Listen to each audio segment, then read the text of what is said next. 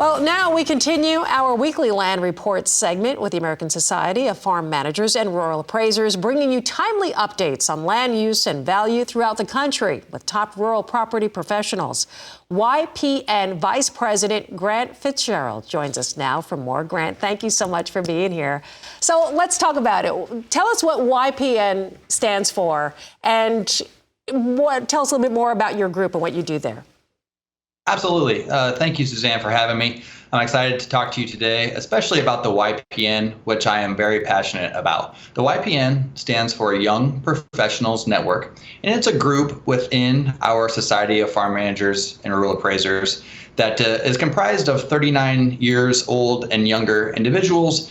And our goal for them is really just to help them develop their career and help them lead to personal success and actually have a little bit of fun too. So I started as the Nebraska. It helped me because I started as the Nebraska rep, and I moved all the way up to district, and now I'm the committee chair for the national side of it, as well as on the council, that voice for our younger members. And we do fun stuff too. So we do axe throwing and go to Top Golf and even have some social events, which helps on the networking side. I was going to say, what a great way to network for sure.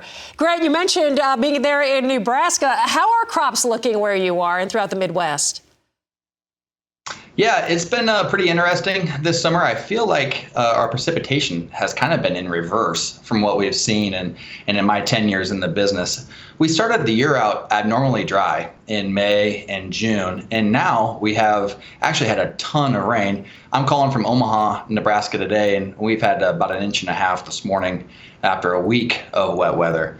And on wheat, so winter wheat, which is planted in the fall and harvested in June and July of each year, we've had below average harvest results, and we actually have delayed harvest now. We have like 20% of acres still to go, just because there's actually flooding taking place in some areas of Kansas. Corn and soybeans is similar, although we're not to harvest yet. We're really in the reproductive phases in both those crops, but we're just behind where we were last year and even on the 5-year average because of that early drought that crop had to endure.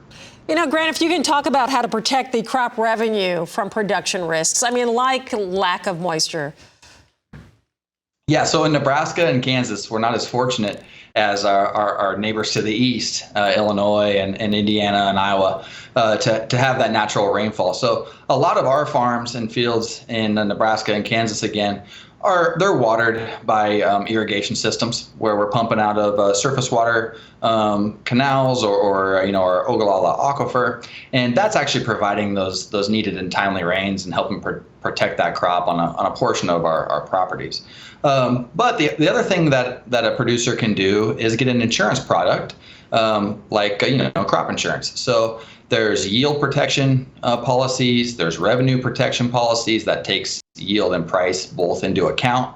And then there's actually, hail or wind coverage that can protect you against kind of some top-up coverage that can protect you against that actual event. So those, to me, help folks they can guarantee themselves, they pay some premium, but they guarantee themselves a certain percent of that revenue to make sure they have, money and items to pay for those inputs and cash rents and stuff. Great insight. Grant, thank you so much for joining us. Grant Fitzgerald with the American Society of Farm Managers and Rural Appraisers Executive Council.